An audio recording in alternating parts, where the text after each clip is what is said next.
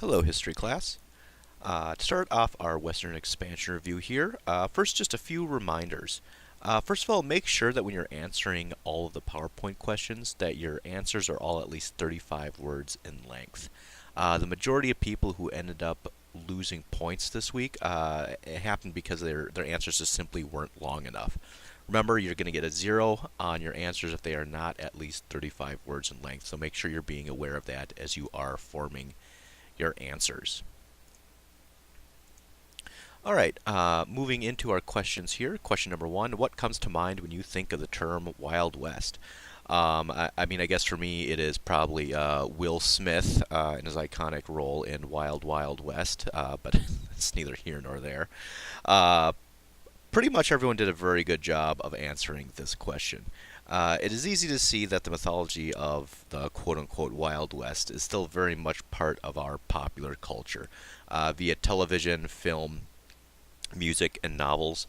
Just think of the film that came out a few years ago, The Revenant, which has really earned a lot of accolades and is kind of a perfect example of how our society still harkens back to that time period.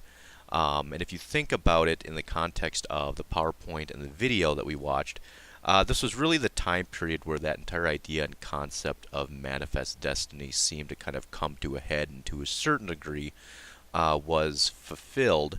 And I think that did have a very large impact on kind of the psyche of the United States moving forward. And probably one of the reasons this time period became so important with kind of our culture and our mythos that we've built up within this country. So question number two, given the long history of habitation, why did many Euro-Americans consider the West unsettled until the arrival of white Americans? Early American settlers were still using a very Eurocentric perspective, which really did not give any respect to the lifeways or cultures outside of the large stratified agricultural states of Eurasia. The fact that American Indians had vibrant cultures, were intensively engaging with their environment, and had created really incredibly successful ways of life for thousands of years really did not enter into the consciousness of Europeans or white Americans. Also, most American Indian tribes did not have the same concept of land ownership as white culture. The semi-mobile, seasonal subsistence patterns of many Indian groups led to a concept of land being collectively shared and utilized by a large amount of people and groups. This is a concept very different than the premise of private property, which permeated from Europe and European culture. The end result was that American settlers and the American government had little understanding or respect for American Indians, their ways of life, or their land. The view that land was controlled by American Indians was essentially, or the view was that land controlled by American Indians was essentially wasted because they were not using the land in a fashion familiar to whites.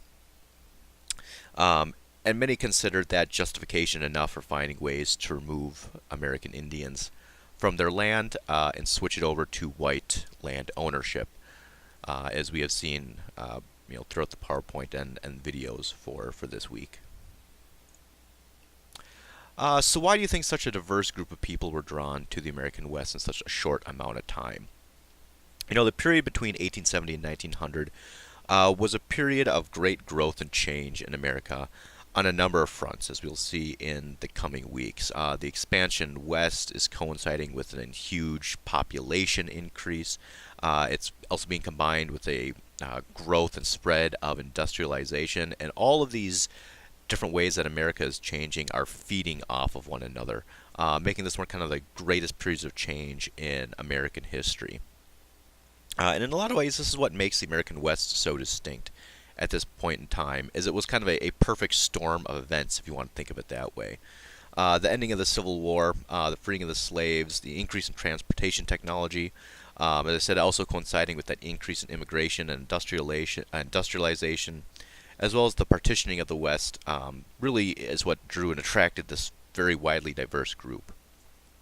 I also think about this question over the weeks to come, and you're going to see really a lot of the same aspects contributing and being impactful in a large number of areas that we are seeing in industrialization, in immigration, and so forth. As I said, they're all kind of culminating at the same time and being impacted by one another. Question number 4, should the human rights abuses against American Indians be considered genocide? And the quote there comes essentially from one of the statements from the UN and how they go about determining if genocide is being committed or not, which is the deliberate and systematic destruction in whole or in part of an ethnic, racial, religious, or national group. In many ways, this is still a very controversial topic today. If one operates under the idea that a large amount of our country was gained via genocide, it really has to affect the way one views our nation today. One place, I think, to begin looking at this question is to ask ourselves if in a similar process, or if a similar process was happening today in another country or somewhere else in the world, how would it be viewed? And it's really hard to believe that the systematic violence, seizure of land, confining of a population, and assault on culture would not be condemned today, at the very least as human rights abuses, and probably would be considered genocide on an international level. And should the fact that these events occurred within the United States really change the way that they are perceived? The fact that the process of acquiring American Indians' land and confining them to reservations took a rather prolonged period of time, and that the goal at times seemed driven more by land acquisition rather than outright extermination has caused some people, and I saw this reflected in some people's answers, to hesitate labeling the actions of the United States as genocide. As kind of an interesting just side note, there is one infamous historical figure whose I think opinion might matter here. Adolf Hitler, when he was constructing his idea of Lebensraum, which is this idea of living space for the German people, was very heavily influenced by America's success during this time period and wanted to, in some way, shape, or form, replicate what the United States had done to the American Indians in Eastern Europe, in Poland, in the eastern portions of Russia, and use kind of that as Germany's frontier, and to take those racial groups that he saw as less than the German people living there, and confine them to enclosed locations. So I think that the very fact that he's planning to mirror this process after what happened in the United States should give us some indication that what was going on here was definitely not a great process by any means, and that I think it should be a pretty humbling lesson that one of the kind of the most infamous historical figures of all time was essentially using this process as kind of a blueprint, so to speak, for some of his expansionist ideas. But there really is no 100% right answer for this. If you said it was or it wasn't, you still got credit, because I thought a lot of you did a really good job explaining your answers. And one of the reasons why this is still such a touchy subject is because if the United States admits some culpability and does label it genocide, to a certain degree, it seems to make the United States somewhat responsible for all of the inequality and disparities between the cultures which have permeated and existed since this time period. It's also important, I think, to note, just in closing here, that a lot of respect should be paid to the fact that so much of American Indian culture has actually survived this time period, really, despite the best attempts of those within the United States to destroy it. And I think that's a real testament to the strength of the individuals involved in this process, and that they were able to maintain so much of their identity while really being under assault through this entire time period. And that's definitely something that should be noted and remembered, rather than just simply looking at it as a story of tragedy. Also looking at it a way that it's a success story for those people who were able to come through this and maintain their cultural roots and ties, which a lot of them were able to do. So why do you think the myth of the West is still so popular today, and how are these myths different than reality? Overall, once more, great observations. And indeed, there are many reasons why this kind of romanticized version of the West is still with us today. And it really does not look like it's going anywhere fast.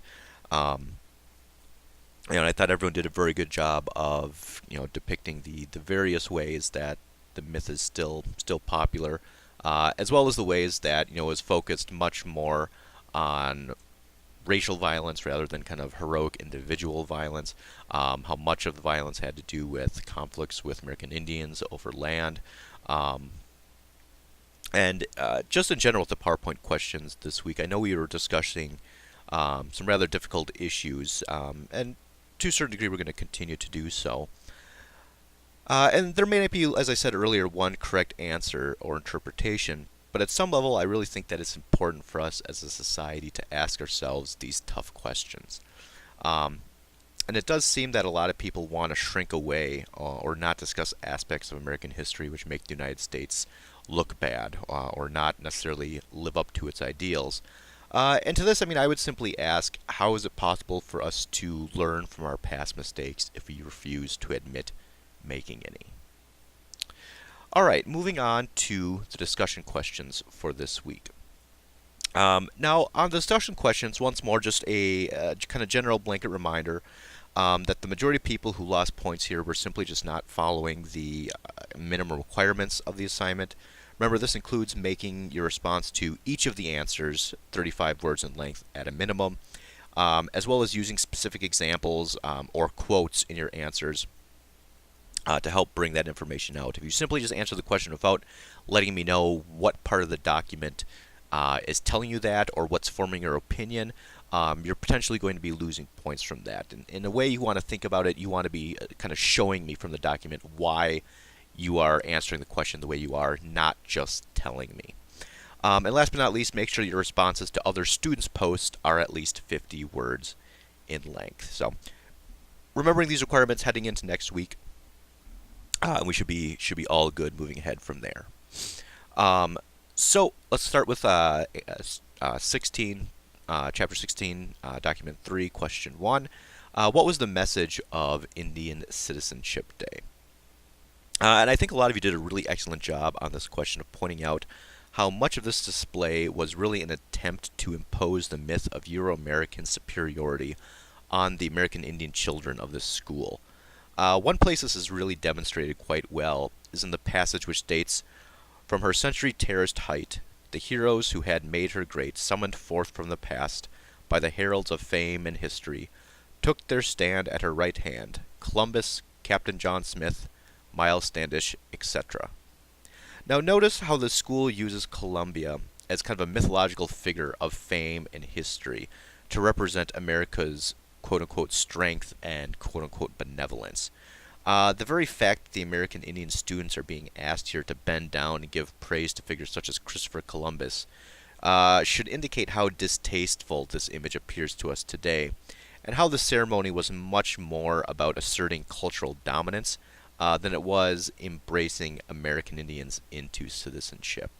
I believe I mentioned this in the PowerPoint, but it bears repeating that the majority of people who went through this process of the boarding schools and trying to have their culture stripped from them were really in no way, shape, or form served by the situation. They were kind of seen as an outcast from all aspects of society.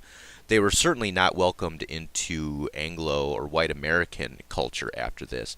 In fact, those who tried to assimilate and join with white culture were quite honestly the first ones to be targeted by racial or ethnic violence. Well, at the same point in time, a lot of these American Indians could not go back to, or found it very difficult to go back to, their cultural group, which they had, in some cases, a much more limited understanding of. And even there, in their own tribes or cultural group, they were oftentimes seen as outsiders, seen with suspicion that they had kind of been taken away and had been fed all this outsider knowledge. And became very difficult for a lot of these individuals later in life to make their way because they really seemed, in a lot of cases, to have no place, which kind of only makes this tragedy even more pronounced. But moving on to question 2, what does the first passage ask of the students who recited these words? And once more, I thought the class did a very good job pointing out the various requirements placed upon these students. One of which I saw used effectively a number of times was that there was kind of this rush from the ranks of the Indian school and gathering under the Hampton flag. They responded in song, "Spirit of Peace," "Brothers, we come to your altars to pray," "It is enough to take my banner," says Columbia. in your place as my citizens. It is important to note that this was not an official citizenship ceremony. Even after this, students were not considered citizens. In fact, most American Indians did not become citizens until the passage of the Indian Citizenship Act in 1924. So even though there's kind of this visualization of trying to incorporate these American Indians into American culture and American citizenship, they were essentially prevented from doing so even after the ceremony in this time period. Oops. Sorry, it's going on to question 16.3. What do Anglo-American attempts to reform Native American peoples imply about the former's view of themselves? And most part, I think everyone came away with a very close and similar conclusion that ceremonies such as these were much more aspects of displaying a sense of cultural superiority by European Americans than any real attempt at accepting American Indians. Like I said, the sad fact is that oftentimes these boarding schools created a class of individuals who could not fit in anywhere. And the main point is that American Indians had little to no trouble adjusting to, or as it was known to them, or assimilating to Euro-American culture. The truth is that nearly in all cases, Euro-American society would not let them integrate, making it clear that pageants such as this one at the Hampton School were really nothing more than a farce. Like I said, those who did try to assimilate were quite often the first ones to be targeted. And as much as they wanted to, Euro-American culture and society and the people of those days would simply not let that take place. And even if you look at some of the laws that were passed at this period of time, just reinforced this. There were laws on the book, actually, that said any American Indian that was found off of tribal land could essentially be shot and killed on sight with absolutely no repercussions for those who would be committing the murder. Absolutely horrific examples of that wanted to make sure that there was going to be complete separation between, white American culture and American Indian reservations. And if you think about it, what kind of makes this even more grotesque is the fact that these reservations, of course, were on land that were considered the least desirable locations for white Americans to farm and make a living. Yet through the process of the Dawes Act, they are being essentially forced to use agriculture on land that is not suited for agriculture. And essentially, if they try to leave, they are open to being harassed, killed, or murdered by white Americans. Which I think even more backs up that idea that even though these might have been larger locations than the concentration camps you might have think of in Europe under Nazi Germany, in some ways they operated in a very similar capacity. All right, going on to document 4. How does the mayor account for the wastefulness of the buffalo hunt? There are a lot of good places where Mayer accounts for this wastefulness of the hunt throughout the document. A few places that I saw were used a lot was a quote that he has here: "If we killed a bull or who, and we killed more than one or two just for the devil of it, we didn't bother to skin him. Just let him lay for the wolves and coyotes." Another real common one was every hide that reached market represented 3 or 4 wasted by improper handling, rotting on the ground, and similar shiftlessness. This combined with the numbers of hides taken gives a really good sense of the massive amount of buffalo killed and how much was actually just left to waste and wasn't actually used for anything. Number 2, according to Meyer, who or what was responsible for the destruction of the buffalo? Meyer really seems to lay the blame at the feet of all involved with the hunt, from those runners who were taking the animals to those transporting them. The one phrase he uses multiple times is "we killed the golden goose," meaning that there was enough buffalo to create a sustained hunting industry, but the really unscrupulous waste of the early hunts meant that more careful practices developed later were pretty much all but useless. Or, as Meyer says, our efficiency came too late. You see similar tales of unfettered harvesting or consumption all over the place within the West. As natural resources such as animals, timber, the prairie itself, and minerals which seemed to be endless to those first observers, were really soon overworked, overhunted, or overutilized, oftentimes leading to economic as well as environmental collapse. Finally, why does he take the time to give such a detailed account? Once more, I think there were a lot of great observations here for his detailed accounting, and it certainly seemed that he was impressed by the suddenness of the rise and the fall of the industry and felt that it was his duty to record what had happened, perhaps for future generations, perhaps as a message to us that we also make sure to not, quote unquote, kill the golden goose. And it seemed like those were his main motivations, just recording this for posterity, kind of for his own, just kind of, I think, reasons of feeling that it was an important aspect in our history that was worthy of recording. All right, thank you all very much for your time and for watching our review video, and I will be back with you next week.